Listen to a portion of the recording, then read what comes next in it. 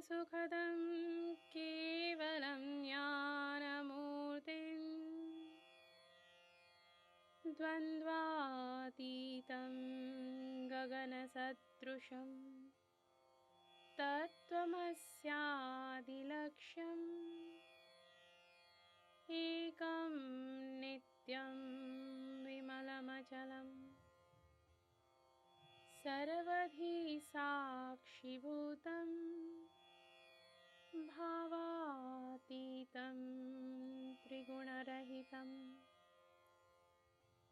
सद्गुरुं तं नमामि। आप सभी को नमस्कार।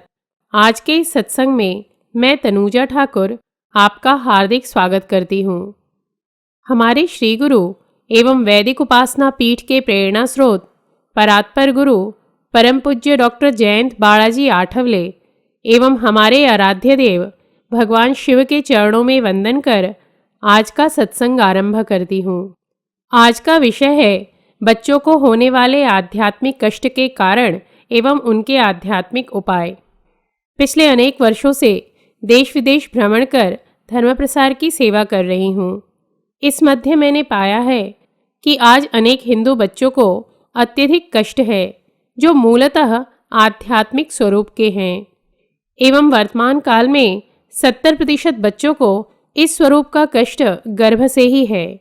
इसका मूल कारण है माता पिता द्वारा धर्माचरण एवं योग्य साधना का अभाव तथा पाश्चात्य संस्कृति का अंधा अनुकरण।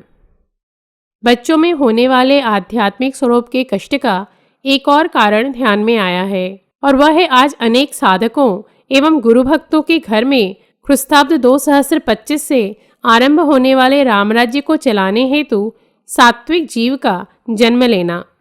ऐसे जीवों पर सूक्ष्म जगत की आसुरी शक्तियां गुप्त रूप से आक्रमण कर रही हैं।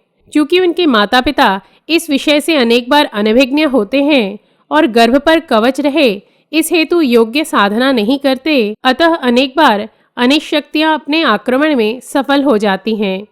ध्यान रखें, यदि बच्चों को गर्भ से ही आध्यात्मिक कष्ट होते हैं तो ऐसे बच्चे जैसे जैसे बड़े होते हैं उनके कष्टों का प्रमाण बढ़ता ही चला जाता है। और विशेष तथ्य यह है कि चूंकि कष्टों का कारण आध्यात्मिक स्वरूप का होता है, अर्थात उन कष्टों का कारण बुद्धि अगम्य होने के कारण उन कष्टों को दूर करने हेतु शारीरिक, मानसिक और बौद्धिक स्तर पर विविध प्रयास करने पर भी विशेष लाभ नहीं होते हैं और इस कारण माता पिता चिंतित रहते हैं एवं बच्चे दुखी रहते हैं।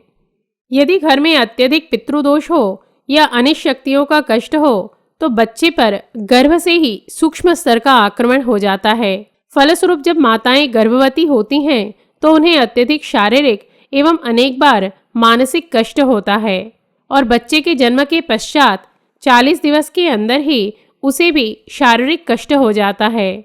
मैंने अपने आध्यात्मिक शोध में पाया है कि अनेक बार कि ऐसे बच्चे जन्म के कुछ घंटों के पश्चात ही इतने अस्वस्थ हो जाते हैं कि उन्हें अति दक्षता विभाग अर्थात आईसीयू में कुछ दिवसों के लिए रखना पड़ता है। ऐसे बच्चे यदि योग्य प्रकार से साधना एवं आध्यात्मिक उपाय अर्थात स्पिरिचुअल हीलिंग मेथड्स को ना करें तो उन्हें आयुष्य भर कष्ट होता है। नींद ना आना, नींद में डर कर उठ जाना, भोजन ना करना या अपने आयु की तुलना में अत्यधिक भोजन करना, पढ़ाई में मन ना लगना, पढ़ाई अधूरी छोड़ देना, छोटी आयु में व्यसन लगना, छोटी छोटी बातों पर अपशब्द बोलना या सदैव लड़ाई झगड़ा करना, अत्यधिक नटखट या अस्थिर होना, सदा चिड़चिड़ करना, क्रोध करना, आक्रामक हो जाना या छोटी आयु में आजीवन रहने वाले रोग हो जाना, इस प्रकार के कष्ट बच्चों को होने लगते हैं। ऐसा होने पर जिन बच्चों की आयु 7 वर्ष के नीचे है उनके सो जाने पर सिर पर हाथ रखकर श्री गुरुदेव दत्त ओम नमः शिवाय का जप एक के पश्चात एक 2 वर्ष तक कष्ट की तीव्रता अनुसार 1 से 2 घंटे करें। यदि बच्चा नाम जप बोल सकता है तो उसे नाम जप कराएं और लिख सकता है तो यह नाम जप लिखाएं। सात्विक वाणी में ध्वनि मुद्रित इस जप की ध्वनि चक्रिका आप अपने बच्चे के कक्ष में चला सकते हैं। उससे भी बच्चे पर आध्यात्मिक उपाय अर्थात स्पिरिचुअल हीलिंग होती है। इसे पाने हेतु आप वैदिक उपासना पीठ के आश्रम में संपर्क कर सकते हैं। साथ ही प्रत्येक मंगलवार और शनिवार बच्चे की दृष्टि उतारें अर्थात नजर उतारें। दृष्टि कैसे उतारनी है इस संबंध में अधिक जानकारी हेतु YouTube के सर्च ऑप्शन पर सनातन संस्था नजर उतारना यह लिखें और उस वीडियो को देखें। दृष्टि उतारने से बच्चे के शरीर में जो भी काली शक्ति हो वह विघटित होती है एवं सूक्ष्म देह अर्थात मन एवं बुद्धि पर जो भी अनिष्ट शक्तियों द्वारा काला आवरण निर्माण हुआ होता है वह धीरे धीरे न्यून होने लगता है। परिणाम स्वरूप उनके कष्ट भी न्यून होने लगते हैं। साथ ही बच्चे को अगले 5 वर्ष तक नियमित नमक और गौमूत्र मिश्रित जल से स्नान कराएं। इस हेतु 10 लोटा या मग इतना जल एक बाल्टी में ले लें। उसमें 1 चम्मच देसी गाय का गौमूत्र और 1 चम्मच मोटा नमक या खड़ा नमक उसे जल में मिलाएं। उसे नमक एवं गौमूत्र मिश्रित जल से पहले स्नान कराएं, तत्पश्चात सामान्य जल से स्नान कराएं। जहां तक संभव हो आयुर्वेदिक साबुन का ही उपयोग करें। वर्तमान काल के रासायनिक साबुन अर्थात केमिकल सोप उससे भी बच्चों के सूक्ष्म देह अर्थात मन एवं बुद्धि पर काला आवरण निर्माण होता है।